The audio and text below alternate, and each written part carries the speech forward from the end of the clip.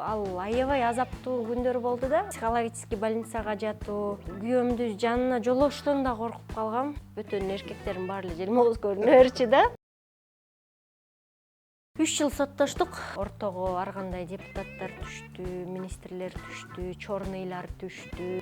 Мени ушундай силкиди. Жарадар, жанчылган, назик жан дүйнөсү ичинде ал аябай каткырат.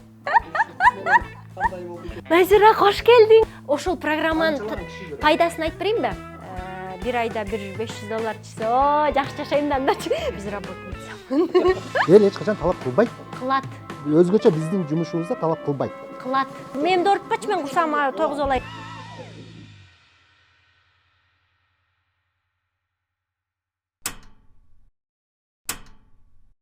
Бүгүнкү постуңду окудум да, Facebook'тагычы. Эртең менен жазып турсун, эми ой толгоолор, эски күндөргө кайтыпсың да. Мындан жанагы Суперинфодогу болгон окуялар. Мен да сага ушул боюнча баштасам да, Суперинфо кезинде сага аябай каттуу бир тор тамаша болгон да. Ошол кезде больницага жатканыңды эми айтып атасың. Аябай каттуу травма алган экенсиң да. Ушуларды айтсаң кандай болгон ошондочу? Ошондой эле мен мондой бир буга чейин постторуңда көргөнүмдө, эркектерге болгон мындай таарынычың, ушундай бир нерселер бар да сендечи?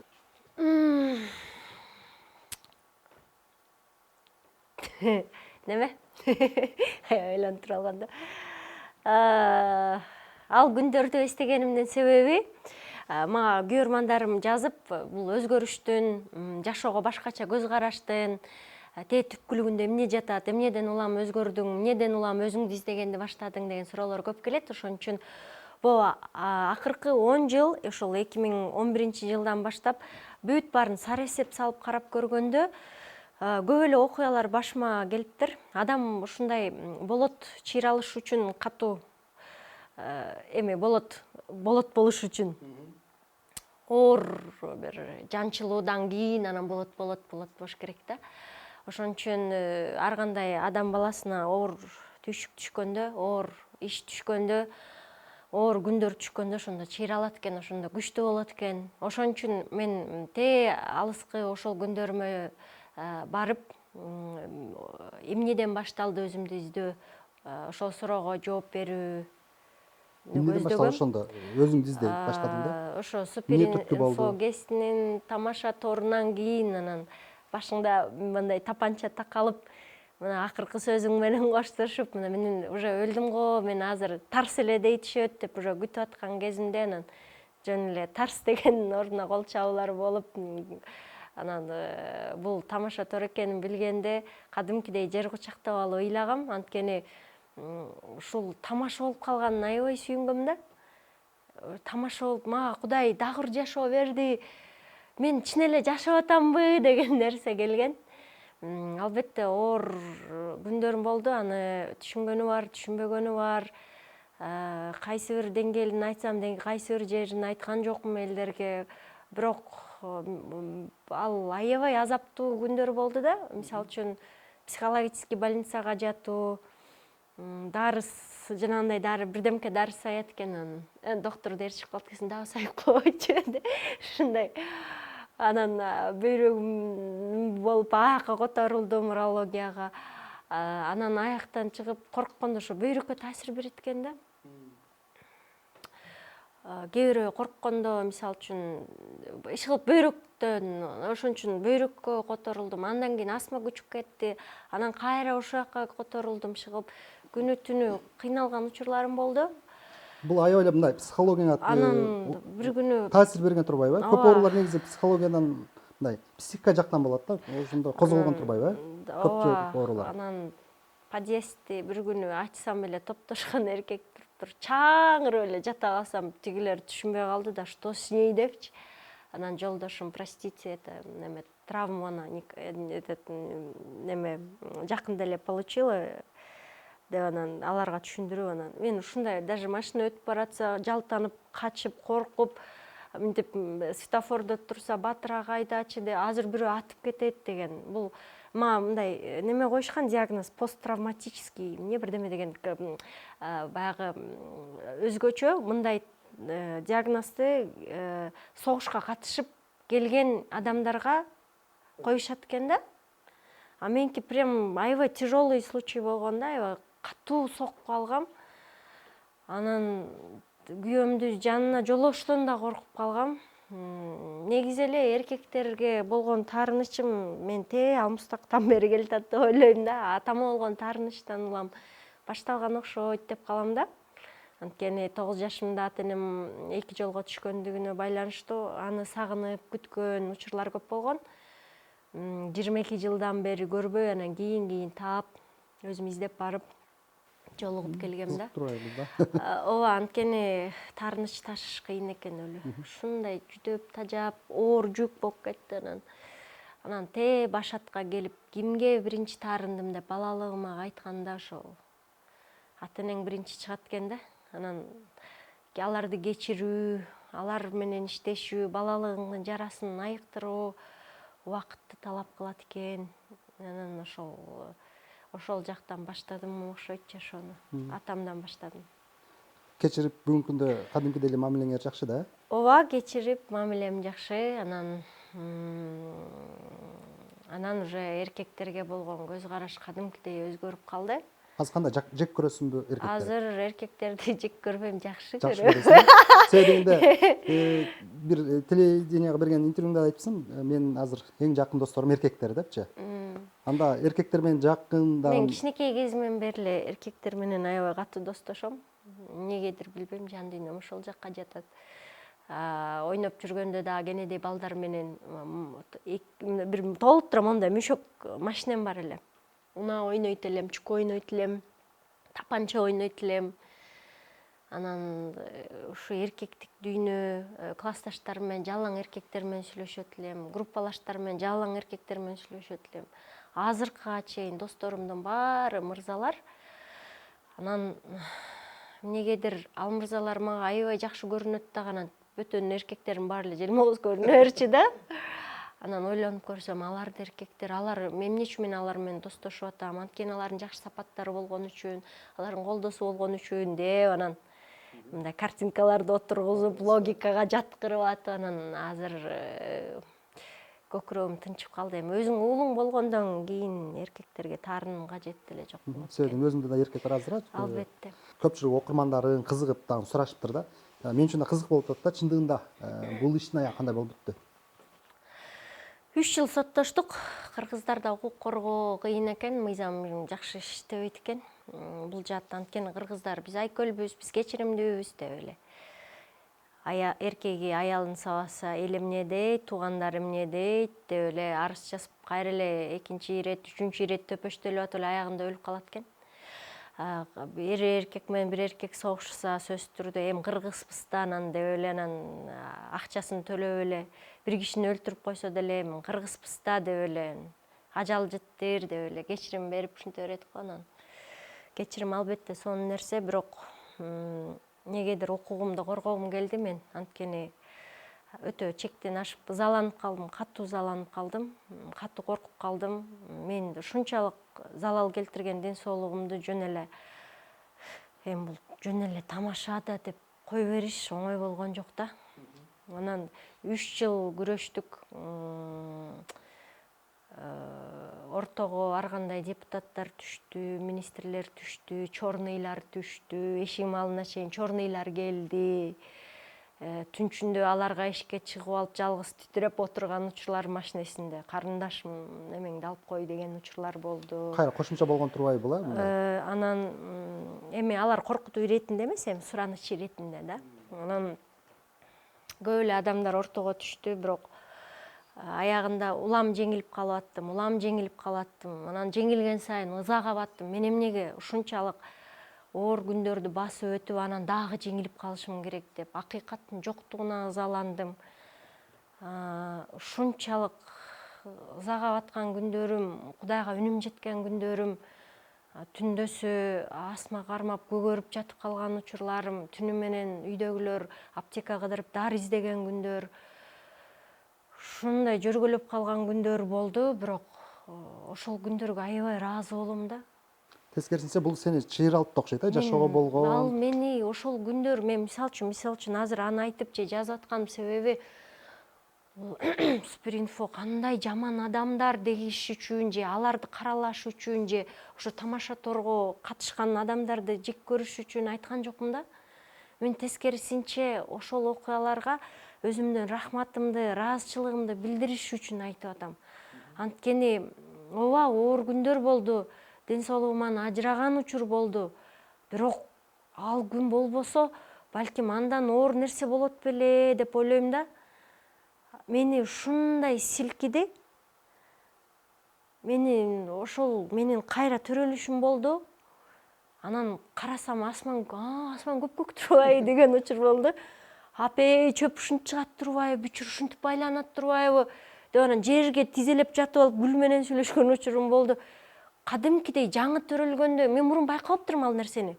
Мына көнүмүш адаттай жакын адамдарды көрүп, бир башкача сезим болуп, анан алгачкы мен эмнеге бул дүйнөгө эмнеге келдим деген суроо алгач ошол учурда жаңырган. Мен ошол тамаша торго рахматымды аябай айтам. Ошол оор күнүмө ыраазычылыгымды билдирем. Ал мени чыйралтты, ал мени ойготту, ал менин жаңы төрөлүшүмө себепкер болду. Мен ошону эле жазгым келген, жамандагымбы же ыйлагым келип же элдин боорун ачыткым келген жок, чынын айтайын. Байкуш дейдиргим да келген жок. Бир нерседен улам келип жазып атасың да бул жерлерге. Мисалы Facebookка жазганың жөнөкөй эле жазып койгон жоксуң да. Жөн эле жан дүйнөмдүн толгосу, ою, ичимде кайнап аткан сезимдер. Аны ушундай кыйналып турган учурда өзгөчө бул нерсе качан башталды? Мен жолдош менен ажырашкандан кийин 3-чү ирет чокуга жегенде тизелеп отуруп анан жан дүйнөм ушундай кайнады, ушундай боргулданды, булактын көзү ачылды десем болот да ошондо. Анан аябай укмуш сөздөр төгүлүп келди.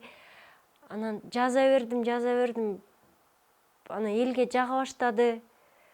Мен аны кимге айтышты билбейм да. Тегеректи карасам досторумдун деле жок экен. Эл адамымын, жалаң коомдун арасында жүрөм. Бирок жалгыздык башымда бар экен. Аны айтайын десем эч ким жок экен. Анан болгон күчүмдү, болгон сырымды, көкүрөгүмдөгүнүн баарын ошол кагазга сыйдырдым. Кагазга сыйдырып бөлүшкөндө ушундай эл тарабынан кабыл алынды. Көптөгөн комментарий жазылды. Анан жаза бердим. Анан аягында улуу апалар, аталар, улуу муундар, кызым, мен ушул жашка чейин келип, мен ойлонбогон нерсени ойлондурдуң, менин көзүмдү ачтың, мени башка жолго түрттүң, мен ойгондум деген адамдар ушундай көп болду. Өзгөчө улуу муун көп болду да. Анан бул жакшы таасир берип атыптыр элге. Деп анан жаш муундар Москвага барып келдим. Назир эже, ушул Москвада аябай кыйналам, бирок сиздин сөздөрүңүз мага дем берет, кубат берет. Сиздин сөзүңүзгө таянып, сизден күч алып, мен иштеп атам, мен монтип атам дегендерди угуп, мен укмуш турбайбы деп, аябай мен мындай эффект элге берерин түшүнбөптүрмүн. Байкаган да эмесмин. Мен максатты көздөгөн дагы эмесмин. Мен жөн эле көңүлүмдөгү ойлорду эле жазып аткам. Китеп жазам деп да айттың бир эмеңдечи, интервьюңда. Барбы идеяң ушундай китеп жазуу? Бар болчу, анан жөн эле ойлорду топтосом бир китеп чыгып калды. Типографиядан өткөрүү мезгили келди азыр. Бардык редактурадан өттү. Жөн эле ойлорумду топтодум. Анткени күйөрмандардын суранычы болду. Биз жөн гана ошол китепти жаныбызга алып, кыйналганда барактап, энциклопедия кыла турчу китеп чыгарып койчу, сатып алат элем деп. Кайра жаза беришти анан. Суранычтарын аткарайын деп анан бир жакшы сиңдиме чогултуруп, жакшы агама редактура кылдырып деп эле койдум. Анан буюрса чыкса, эми аны сатып байыйт элем деген да мүдөм жок. Жөн эле эстелик болсун, жөн эле ойлордон. Бул кийин өзүмө барактаганда мен кандай этаптан өткөндүгүмдү, кантип өсүш жасаганымды, жан дүйнөмө тынчтык кайсы жол менен келгендигин сар эсеп салат жана башка адамдар сураганда жообу даяр болот да. Негизи жашоодо кандай жөн эле жашайсыңбы же бир максат менен жашайсыңбы? Жөн эле баш бияка болсо бияка кетип, бияка болсо бияка кетип, жок, андай жашоо анда өлгөн балык деле суунун агымы менен агат деген нерсе болуп калат да. Анын кажети канча. Жөн эле жашабай элем мен, эмнегедир ойлондум да, эмнеге жашап атам деп. Анан Кудай эмнеге мага тилди берди деп ойлондум. Кудай мага эмнеге жүздү берди, Кудай мага эмнеге үндү берди, Кудай мага эмнеге ушу экранга чыгардырды, эл адамы кылды. Демек бир вазыйпа менен келдим. Мен бул колумда чоң курал турат. Ошол куралды жөн эле чалчаңдап, калжаңдап, жинди болуп өткөрбөй, менин интервьюмду көргөндө ар бир адамдын жүрөгүнө бирдемке себеп кетким келип атат да, кийин өнгөндөй. Мен экранга чыкканда ар бир сөзүмдө бир жакшы сөз камтып кетким келип атат. Ар бир адамдын көкүрөгүнө кыт болуп уюп калсын деп атам. Мен жөн эле ойлорду жазып атам. Ар бир адамдын кулагына күмүш сырга болуп калсын деп атам. Бул нерселер колумда сөз, оозумда сөзүм, колумда ушундай мүмкүнчүлүгүм турганда, мен ушуну жакшы жакка колдонгум келет, жана бул менин миссиям деп ойлоп атам да. Мага берилген чоң жоопкерчилик бул. Анан ошон үчүн азыр өзүмдү өнүктүрүп, өзүмдүн үстүмөн иштеп, көп китептерди окуп, жан дүйнөмдүн ар бир жаратын, ар бир жарылганын, ар бир бурчун чагылдырганымдын себеби ошол. Сен менен мындай маектешип олтургандачы, Назира монтип билем да, аябай мүнөзү шайыр, эми бирок сүйлөшүп атканыбызда мындай башка нерселер чыгып атат да. Негизи мүнөзүң өзү кандай, мындай эркек сымалбы, кандай мүнөздөсүң да сенчи? Азыр сүйлөшүп атканда аябай жан дүйнөң аябай жанчылыптыр да. Жарадар, жанчылган, назик, жан дүйнөсү ичинде, бирок ошону сыртка чыгаргандан коркуп, өмүр бою башка маска кийип жүргөн, шаңдуу, шайыр, эчтеке менен иши жок, жыргалбай Назиранын маскасы менен жүргөн бир Назираны таптым. Чын эле элдин баары аябай көп сурайт, сен экранда башкасың, сүйлөшө келгенде такыр башка, сен кимсиң деп сурашат. Сен кандай адамсың дейт. Ооба. Анан мен дагы мен киммин деп ичимди казып көрсөм, мен дайыма эле ушул Назира жашайт ичимде. Жашоого терең караган, дайыма мүдөөсү бар, максаты бар, аракет кылган, элдин көңүлүн ойлогон, өзүнчө бир башкача Назира да. Сыртымда дайыма талактаган, жеңил, мен ичимдеги жараларымдын баарын ошол сырткы Назирага оодарып, анан анткени ичимдегини көтөрүш оор болуп калганда, ошол сырткы Назира жардам берет окшойт деп ойлойм да. Ал аябай каткырат, шаңдуу болот. Анан көкүрөгүмдүн жарасын ошону менен жуйт окшойм. Ошону менен жеңил басат окшойм. Ошону менен кадам шилтейт окшойм. Эгер сырткы Назира дагы ошондой эзилген Назира болгондо, бул жашоодо жашаш кыйын болуп калмак. Сенде мындай дагы мүнөздү байкайм да, аккан сууга мындай тескерисинен кетесиң да. Мисалы, ооба, каршы кетесиң да. Сен эмне үчүн айттым муну? Мына өткөндө жакында бир интервью алдың, Атамбаевдардын балдары менен. Ошондой эле көз ачыктар боюнча дагы программа жасагансың. Бул нерселерге мисалы ойлоносуңбу да негизичи? Мындай коомго жарыялардан мурда, себеби дегенде бул жүк баары сенин мойнуңда болот да. Себеби дегенде сен кемени башкарып кеткендей эле нерсе да аябай жоопкерчиликтүү. Мен бала кезимден баштап эле өзгөчө болгонду жакшы көрчүмүн. Бирөө кийген көйнөктү кийгим келбейт.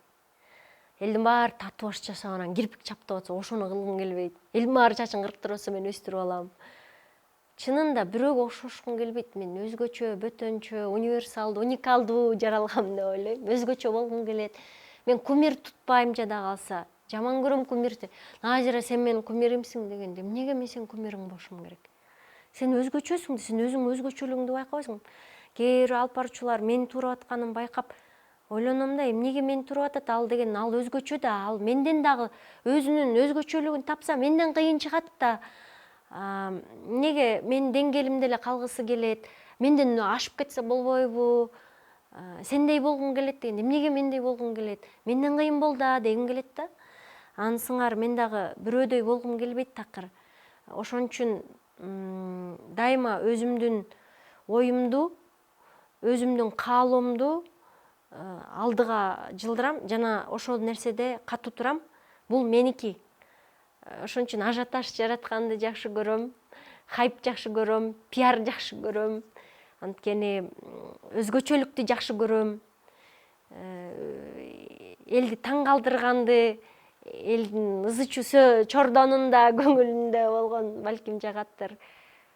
Бул эмнеден улам деп ойлонуп көрдүм. Балким көңүл албай калгандан кичинекей кезимде көңүлдү талап кылгандан болушу мүмкүн. Психологиялык жактан карай турган болсом, мен өзгөчө ошол кичинекей кезинде көңүл албай калгандар башка бирөөдөн көңүлдү ушинтип көрүнгөндөн чыпкалайт да, жардырып. Балким ошондон уламбы, же балким өзгөчө болгум келгенденби, айтор бирөөгө такыр окшошкум келбейт. Ал белгилүү эле. Жана ошол бойдон буюрса карама каршы теченияга, агымга сүзгөн жагат мага ал нерсе. Майраш Базылакунова да интервью алды да, тиги Атамбаевдардын балдарынан. Чындыгында сага кандай эс калтырды да буларчы? Бирок интервьюңду көрөлү десек, дагы деле чыга элек да. Күткөндөр аябай эле көп да. Качан чыгат деп. Бирок сенден мурда Базылакунова чыгарып койду да. Ал эженики башкача өңүттө, форматы башкача, саясатка көбүрөөк басым жасаган. А меники саясатсыз саясатчылардын маеги да. Анткени саясатта болобу, шоу-бизнесте болобу, эл көзүндө жүргөн адам, коомчулукта болгон адам дайыма мага окшоп башка маска менен жүрөт. Азыр сен жан дүйнөң башкача экен дегендей эле алардын да жан дүйнөсү башка. Ошон үчүн мен алардын жан дүйнөсүн ачканды аябай жактырам. Ар бирибиздин жылаңачтай келгенде дүйнөбүз ушунчалык сулуу. Эч бир жаман адам таппайсың. Эмнеге жаман болушат? Сырттан башкалардан коргонуш үчүн эле, жан дүйнөсүнүн назиктигин коргош үчүн эле жаман болушат экен да. Ошон үчүн азыр ошол интервьюдан кийин баары сен Атамбаевчылсың, сен оппозиция болуп кеттиңби, же алар канча акча төлөдү деген ар кандай сөздөр болду. Мен эч кандай саясатка кызыккан эмесмин. Саясатчы да болгум келген эмес жана болгум келбейт. Мен жөн гана кубалаганым бул адамдардын жан дүйнөсү, ошону сыртка чыгаруу, элге таанытуу. Биздин жан дүйнөбүз кандай сулуу, келгиле маскабызды чечебиз, жан дүйнөбүздү жылаңачтайбыз, болгонуңдай көрүнүп, көрүнгөнүңдөй болобуз деген максатты көздөп атам азыр. Ошон үчүн алар менен таанышканда адатта ажоолордун, бийик тактыда отургандардын чынында эле энергиясы башкача болот, өзүн башкача алып жүрөт, анткени элдин баары деп аябай башкача мамиле кылгандыгы үчүн да. Аларга кирип барганда эле эшиктин алдында Кадыр, ошо Сейит байке, дагы Динара эже, дагы Темирлан баары туруп алып, толкунданып, гүл көтөрүп, бирөө китеп көтөрүп, аябай Назира кош келдиң деп аябай сүйүнүп тосуп алганы мен үчүн аябай жөнөкөйлүктүн белгиси болду. Мен жөнөкөйлүкпү же балким алардан кишилер узакташып калды бүгүнкү күндө? Алардын жанына барганда балким душман катары көрүп калгандан корктуп, көпчүлүк жакындабай койду да. Балким ушундан улам сага ушундай бир мамиле жасаш мүмкүнбү? Аларды байкасам, элдин баарына эле ошондой жөнөкөй мамиле жасайт экен. Өзүлөрүнүн мүнөзү ошондой экен. Алар менен сүйлөштүм да. Жан дүйнөсүн билдим. Анан ушундай тартиптүү, адамгерчиликтүү, анан үйлөрүнүн баарын кыдырдым. Сейит байкенин өз үйүнө бардым, тайнесинин үйүнө бардым, тайне менен маек кылдым. Жанагындай Кой таштагы чоң үйгө Алмаз Шашеновдун үйүнө бардым, аякты кыдырдым. Ошон үчүн башкача жан дүйнө ачылды да алардыкы. Алардыкы да жан дүйнөсү супсулуу экен да, баарыбыздыкындай. Качан чыгат бул маек? Анан буюрса азыр көчө дагы үйүнө барып, чогуу тамактандык, түштөнү жасап беришти, атайын конокко чакырып, ыраазычылыгын билдирип, чогуу көрдүк. Анан кесичүү жерлерибиз аябай узун болуп кетти да. 1,5 саат болуп кетти. 1,5 саат өтө узун болуп калат экен деп, анан бүгүн кайра монтаждайм, азыр бул эфирден чыгып алып, кыскартып, жакшынакай кылып, анан буюрса ушу келаткан жума экинчи күнү, дүйшөмбү, шейшембе күнү чыгарам буюрса. Элдин баары эмнеге бул суроону берген жоксуң, саясат жөнүндө бербейт белең, анан учак жөнүндө беришиң керек, анан жарылган, анан тиги жөнүндө беришиң керек. Чынын айтайын, мен такыр бул саясатчылардын саясатына кызыккан эмесмин, окугум да келбейт, көргүм да келбейт. Мага азыр маңдайыма Бакиевди койсоң, ага мага да аябай кызык. Акаевди койсоң, өлө кызыгып жанталашып сурамакмын. Анткени ар бир адам тарыхта, тактыда отурган, жөн эле адам тактыда мага анын баскан жолу кызык, кеткен жолу кызык, жан дүйнөсүндөгү момундай борошондор, бороондор, жамгыры, мөндүрү кызык. Мага мейли Матраимовду алып келсең, ал дагы өлө кызык. Мага мындай түрмөдөгү бир зекти алып келсең, өйттөй ушундай.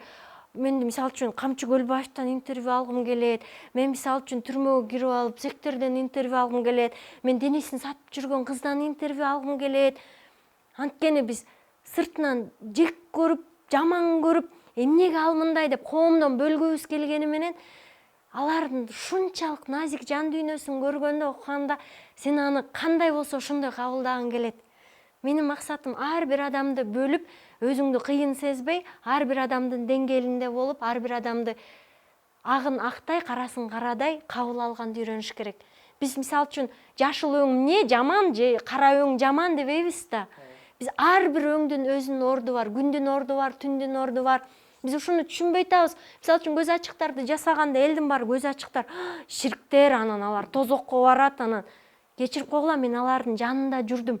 Алар кадимкидей эле эне экен, мендей экен, кадимкидей мендей сезими бар экен, кадимкидей эле ыйлайт экен, кадимкидей эле ооруйт экен. Анын жүрөгү бар, сонун адам экен. Эми бул сен айткан мындай мүнөз боюнча да, бирок бул коомго туура эмес пикир жок. Мондай нерсе бар да, биз ар дайым коомго туура жакшы нерселер жасаш керек. Себеби биз коом артынан эрчийт да бул нерсеничи. Коомчулук эч качан эчтекени талап кылбайт да. Коомчулук тескерисинче биз эмне жасасак, алар бул нерсени сиңире берет да. А биздин артыбыздан эрчий берет коомчулук. Ошондуктан мен ойлойм, Ошондуктан мен айтам силерге, сен айт эми. ар бир адамды кабыл алганды үйрөнгүлө, бирөөнү да жектебегиле, күнөөлөбөгүлө. Анткени силер алардын өтүгүн кийип, ошолор кечкен тайгак жолдо баскан эмессиңер. Ар биринин өзүнүн тагдыры бар, жашоосу бар, сыноосу бар. Ал жаратканга барганда жалгыз барат жана өзү отчет берет. Сенин кандай ишиң бар дегим келет. Жок, бул сен жана айткандай жеке мүнөзүн айтасың. Программа канчалаган адам көрөт да. Ошол программанын канчалаган киши көрөт. Пайдасын айтып берейинби? Пайдасы кандай болду айында? Пайдасы, мисалы үчүн, ал программа жасай электе ар бир адамдын көзү ачык болот. Анткени жабылуу аяк болчу. Жабылуу аяк дайыма кызыгууну арттырат. Ал эмне экен көргүм келет. Любопытство деген нерсе бар бизде. Биз адамбыз, пендебиз, көрбөгөн нерселерибизди көргүбүз келет, кызыгуубуз артып турат. Ошон үчүн көз ачыктар аябай көп болчу. Ош базарда билесизби? Кандай жолдун баары мондай болчу. Тетиги 5 деген центрибиз бар болчу. Аяк тим эле толтура болчу. Ар бир адамдын жеке көз ачыгы бар болчу. А мен ошол жабылуу аякты жөн эле момтуп ачып, элге минтип бердим. Мен аларды баргыла деп үгүттөгөн жокмун. Мен аларды барбагыла деп дагы үгүттөгөн жокмун. Мен жөн гана аларды чыгарып, сутун көрсөттүм. Мына ички өзөгү, жан дүйнөсү бул. 150 киши кастингке келсе, 3 киши кыйын. Калган 10 кишиси мен жөн эле формасы кызыктуу экен, бул сон трансқа түшөт экен, бул жаш экен, бул мындай экен деп кошо берем. Анан ошолордун баарын бириктирип келгенде, адамдар өзүнүн тагдырын кандай адамга колуна карматып атканын көрдү. Алар жөн эле дайым эле касиеттүү боло бербейт экен, логикага таянып айткандар болот экен, аферисти болот экен, жөн эле психологу болот экен. Түрдүсүн көрдү да адамдар. Мен түрдүсүн көрсөттүм, мына агы, мына карасы, мына көгү деп. Анан адамдар деп аң сезимине кирип, мен жөн эле аябай ишенип алган турбаймынбы? Мен өзүмө ишенишим керек турбайбы? Мен жаратканга ишенишим керек турбайбы деген нерсе пайда болду. Эгер андай жасасаң, мен сонун дейм да. Чындап. Анткени Халил байке, 2 сезонунда баягы тырпыраган көз ачыктардын момундай жарымы кесилиптир. 2 көз ачыктарда андан аз келди. 3 андан кийин НТС суранган көз ачыктары жасап бериле деп. Аны баштаганда ишенесизби? Ушунчалык көз ачыктардын саны кыскарганын билдим, жана адамдардын аң сезими ойгонуп, алар кимдер экенин жакшы таанып, билип, кардар жок болсо, жок да, товарда жок. Түшүнүктүү. Анда сен аларды коому кандай адамдар экенин ачып берген турбайсыңбы? Сонун нерсе ачып бердим. Анда ал жакшы. Кыргыз элинде касиеттүүлөр, олуялар, санчы-сынчылар болгон. Ошол касиеттин учугу уландыбы, бизде ошол олуялар калдыбы деген кыргызчылыкты, касиетти колдоо, ошону көрсөтүү маанисинде чыгарган болчумун негизи. Максаты ошондой болчу. Көз ачык олуя эмес да болчу. Ошол мен маанисин, анын айырмасын өзүм даамдап көргөндөн кийин гана анан түшүндүм. Сен жалгыз бойсуң, балаң окуйт бүгүнкү күндө. Балаң да мындай жөнөкөй мектепте окубайт да, мен билишим боюнчачы. Мындай жакшы мектепте окуйт, кымбат мектепте окуйт дегендей да. Сен бул каражатты каяктан таап окуттасың? Ооба. Кантип окуттасың? Түрк мектебинде окуйт. Балам башка тилдерди үйрөнүүсүн абдан кааладым, жана менин 18 жашка чейинки милдетим вазыйпам бул баламга жакшы билим берүү, анан сүйүү берүү, мээрим берүү. Ушул 3 вазыйпамды аткарсам эле мен кыйыненемин. 18 жаштан кийин бара кой айланайын. Өзүңдү өзүң билесиң, өтүң төргөй элесиң деп чыгарып ийем. Баламды да ошого даярдап атам, өзүм да даярданып атам. Мен сени байлабайм, жалгыз баламсың, аны муну дебейм. Сен дагы менин апам, жалгыз апам дебе. Сен өз жашооңду курасың, аял аласың, окуйсуңбу, чет өлкөгө кетесиң, өзүң билесиң. Мен күйөөгө тием, ишиң болбосун. Сен менин жашоомо кийлигишпейсиң деп азыр балама үйрөтүп атам. Кымбат мектепте окутушумдун себеби жакшы, мыкты билим алышын каалап атам. Эртең менен жеткирем, сабагын ошактан окуйт, кружокторго ошактан барат, баардыгын ошактан жасаган үчүн бул мага ыңгайлуу болуп атат. Курсагын да ошактан тойгузуп атат. Биринчи себеби ошол, билими да терең болуп атат. Анан акчаны кайдан табам? Ооба. Эң негизгиси ошол. Бул жерде берилген суроо. Мен расмий түрдө бир жакта байланып иштебейм. Безработницамын. Атайын ай сайын түшүп турган акчам да жок. Каяктан келет анда? Кудай рызкы берет. Ал инстаграмыман келет. Ал деген майда чүйдө той топур болуп калат, же болбосо концерт болуп калат, аяктан келет. Ал кинолорго тартылып калам, аяктан келет. Ошентип эле акча өзүнөн эле Кудай кургойбойт экен. Рызкысын берет. Мен кээде таң калам дейм. Каяктан келип атат акча? Же балам таң калат. Мама, откуда у нас столько денег депчи. Я работаю. Мен өзүм мындай чачылып жүргөн, жакшы көргөн кишимин да, мындай санап битиреп, анан минтпейм да такыр. Чөнтөгүмдө көрүнгөн жакта акча жүрө берет, тигине деле бере берем, муну деле берем, келе берет. Адам канчалык минткен сайын мынчалык келе берет экен. $3000 жылына төлөсөк, $3000 $1000 реклама менен төлөйм. Ошол мектепти рекламалайм. $1000 өз чөнтөгүм өнсө төлөйм, $1000 атасы төлөп берет. Анда мындай бөлүштүрүп койгондо жеңил эле болуп туруп. Бөлүшкөндө ооба жеңил болуп калат. Жана ошол Кудайга аябай шүгүр кылам, ошо Instagram, Facebook деген оокатым бар үчүн, анткени реклама буйрутма беришет, мени рекламалап бергилечи, минткиле деп. Ошо рекламанын артынан балама кийим алып берем, балама тамак алып берем. Канча реклама? Бартердик негизде көбүрөөк иштейбиз. Эгер ар кандай болуп калат, $500 берет. Баасы бар да. $200 берет. Ал сүйлөшкөнүбүзгө жараша болот. Жана дайыма эле акчалай келе бербейт. Bir ayda bir $500 чыкса, о, жакшы жашайм да андачы. Же болбосо $200 келсе деле жаман эмес жашайм да. Ошон үчүн бир айлыктай болуп калат да ал деле. Сен жолдошуң да мындай эксперт, мындай күчтүү, мындай акылдуу киши да. Балаң мүнөзү кимге окшош? Сага окшойбу же атасына дагы көбүрөөк окшойбу да? Көбүрөөк эне баары бир бала эненикин тартат экен, гендерин. Анан төрөлгөндө мага окшоп калганда мен атасына окшошсо дегем да. Анткени атасы жакшынакай сулуу киши го, акылдуу киши. Анан балам копия мен, сырткы келбети дагы мен, жан дүйнөсү да. Мен аны көргөндө өзүмдү көрүп аткандай да, өзүм күзгүдөн чагылып аткандай сезим келет. Анткени жүрөгү мына калп айтканды билбегени, маңыроосу, ооз ачмасы, мындай ичинде арамдыгы жогу бүт мен да кээде мынтип карап, ушул балам бир коомдо өз тиричилигин жасап кеткендей күчтүү бала болсо экен деп ойлойм да. Анан бирок атасын аябай мындай идеал көрөт да. Анан атасын аябай турайт. Анан минтип минткендери, анан атасындай акылдуу видеолорду көргөнү, анан атасындай акылдуу сүйлөгөндү жакшы көрөт. Атасын орус тилдүү да мисалчы. Ал орус тилдүүсүн дагы алып алган. Тили кыргыз тилинде чыккан, мен кыргыз тилинде сүйлөгөн үчүн.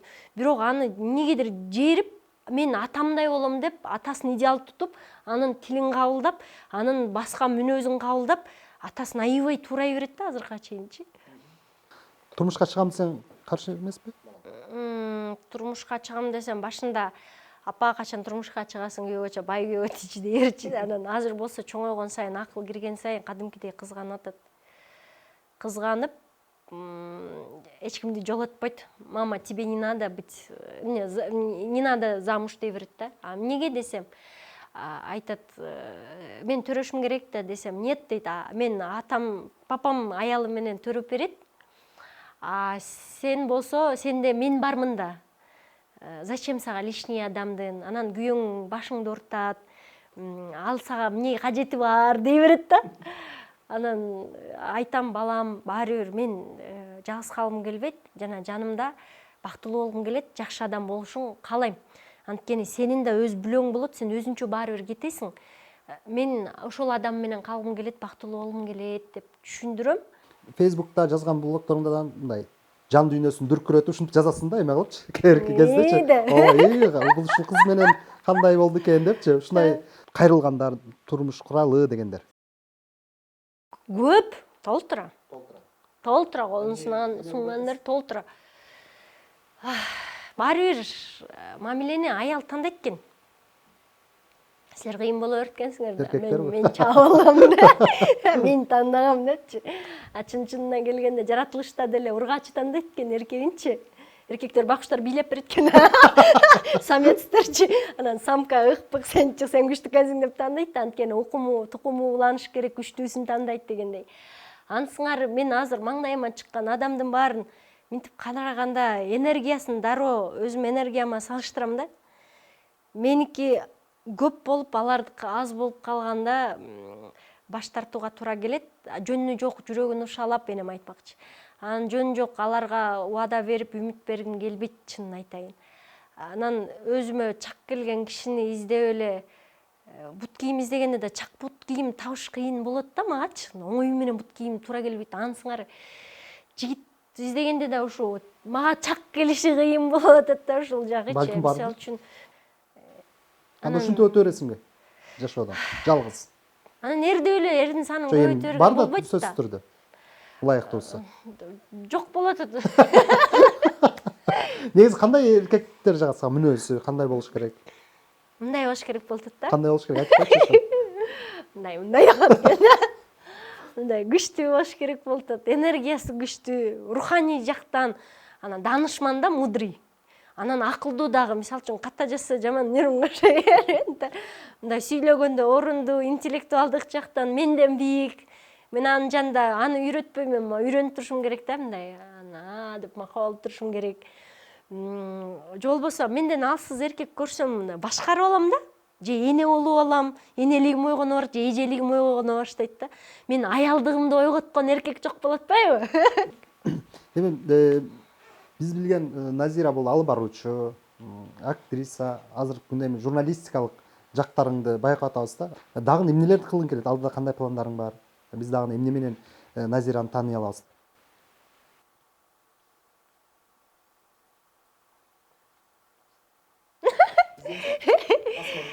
Баары эле ырда дешет, анан эмнегедир ырга такыр ырдай алам, жакшы ырдайм, бирок биям толбойт да. Киргим келбейт эмнегедир ал дүйнөгө. Анан ыр жазып берем, оончулар аябай кайрылды. Көп, ырдап чыкчы деп. Ыр жазам өзүм. кара сөз түрүндө жөн эле ойлорум жазылып атат, жазмакерлигим азыр китеп жазып атасың. Бирок Жазмакерлигим. андан сырткары деле жалаң эле чыгармачылык чөйрөдө кыйын экенмин. Бирок аялдык сапаттан, аялдык жактан кыйын эмесмин. Мен мисалы үчүн жөнөкөй карапайым эркек ала турган болсо, анын жакасын агартып, үйдө кир жууп, үйдүн баарын тим эле иреттеп, анан уют кылып, мындай ыңгайын түзүп, шарт түзүп, анан кечке төрөп, үйдө анан кош келдиң күйөөм деген аял менден чыкпайт да. Сериалда ойноп жүрдүң да бага чейинчи, комуштан азыр токтоп калды, эмне үчүн? Азыр биз апрелде баштап атканда, мына баштап уже күндөрүбүз бөлүнүп калганда карантин болуп калды. Анан деген эми бири-бирибиздин өмүрүбүздү тобокелге салган жокпуз. Тынч-тынч үйдө отурдук. Анан карантин бүткөндөн кийин өтө узарып кеткендигине байланыштуу баардык бизнес жаатында кризис башталды. Анан спонсор болом, мен кыйын болом дегендердин баарын табыш кыйын болду кайра. Азыр болсо ошо спонсор издеп атышат.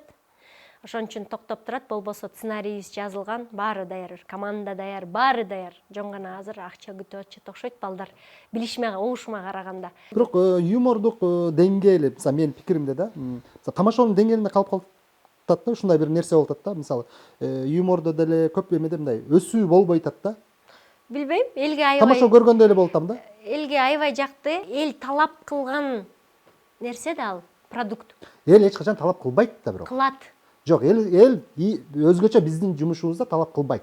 Биз эмне берсек, жана да айттым ушул нерсени, алар кабыл ала берет бул нерсени. Сен жаман азыркы күндө андан да жаман кинолор берсең, аны деле карап көрсөң, миллион көрөрманы көрүп коюптур да бул нерсеничи.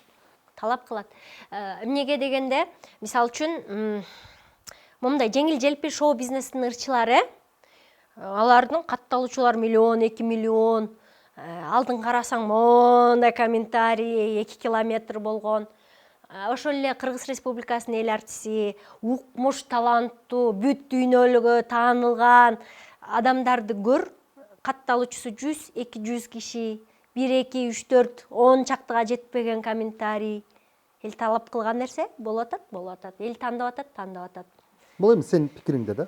Бул менин пикиримде. Анткени кошунан тандабайт, балким сизге жакпагандыр, бирок эл талап кылган үчүн балдар талап каяктан түшүп атканын билет. Анткени андан мурун эл эмне дейт менен иштешкен балдар, ошону жасаган балдар, эл эмнеге күлөрүн, эл эмнени каалап атканын бүт баарын иштейт, немелер, СММщиктер анализделет. Анан элдин каалоосунан иргелип продукт чыгат. Биз эмне сунсак, мисалы үчүн Актан Арым Кубат, Деринсиз байкелер сонун кинолорду тартат, чет өлкөгө фестивалдерден укмуш орун алат. Кинотеатрга койгондо кээде мен коколой баш менен отурганда заланам да, карачы сонун кино, эмнеге эл көрбөйт? Балким жетпей атат элге.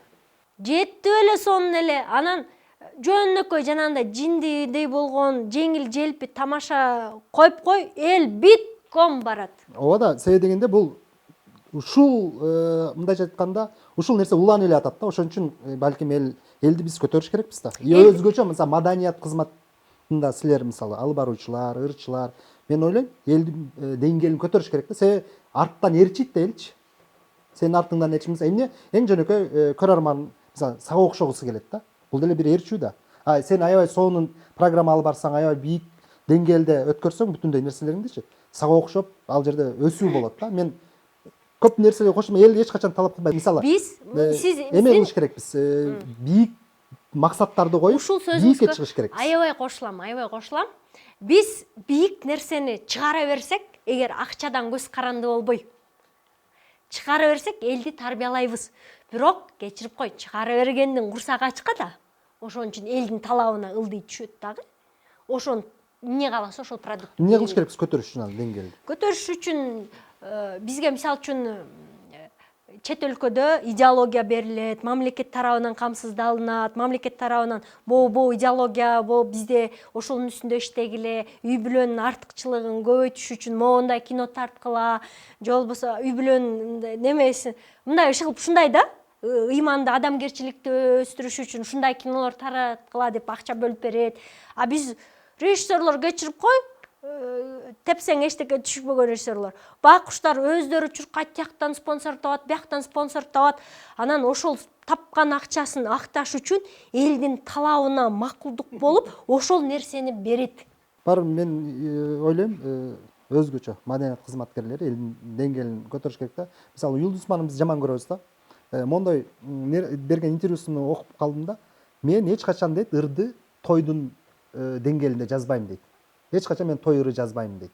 Мен чыгармачылык элди аралап, элдин көйгөйүн ыр кылып жеткирем дейт да. Менин ошон үчүн угармандарым көп дейт. Ошон үчүн менин ырларым элге жакшы сиңет дейт да. Бизде азыр бүгүнкү күндө ырчыларды карап көрсөк, атайын, тойго барып ырдайын, тойдон акча алайын, ушинтип жашап калдык да. Бул туура эмес да. Же сен кошуласың да? Туура эмес, албетте, туура эмес, бирок акча курсак ачып атса болгон нерсени кылат да. Эми курсак ачты деп эле ушинтип жасай бериш керек. Ой, ачка бала эч качан бийиктикти ойлонбойт. Курсагың тойгондон кийин гана ойлоносуң ал нерсени. Ачык бала менен ток бала ойнобойт байке. Балким сен курсагың токтур байке. Бирок ачка бирөөнү азыр улуулукту, сулуулук жөнүндө сүйлөчү. Мени оорутпачы, мен курсагыма тойгуза алайын дейт. Туура, ачка менен ток эч качан ойнойт. Ал бул башка маселе. Бирок мондой нерсе бар да. Бир нерсе жасаарда ойлонуш керекпи? Ойлонуш керек, балким. Бунун таасири кандай болот? Бунун артында эмне деген нерселер жасайт? Менин оюмча, бул көпчүлүк убакта биз ойлонбойбуз да. Тереңинен ойлонбойбуз, анализдебейбиз, иликтебейбиз, карабайбыз да.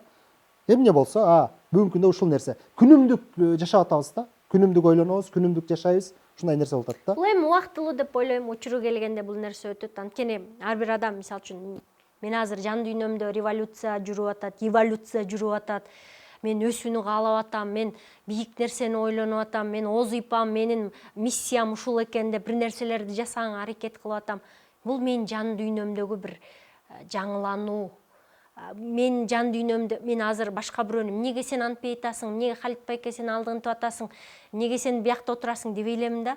Мен азыр баарын өчүрүп туруп, мен өзүмдүн дүйнөм менен эле алек болуп атам. Бул жакшы нерсе. Мен өзүмдү өстүргөндө, мен коомго бир сонун салым кошом. Ар ким ушинтип өзүн өстүрүп эле, өзүн өнүктүрө берсе, сиз жөн гана өзүңүз жакшы иш жасай бериңиз. Мен жөн гана өзүм жакшы иш жасай берейин.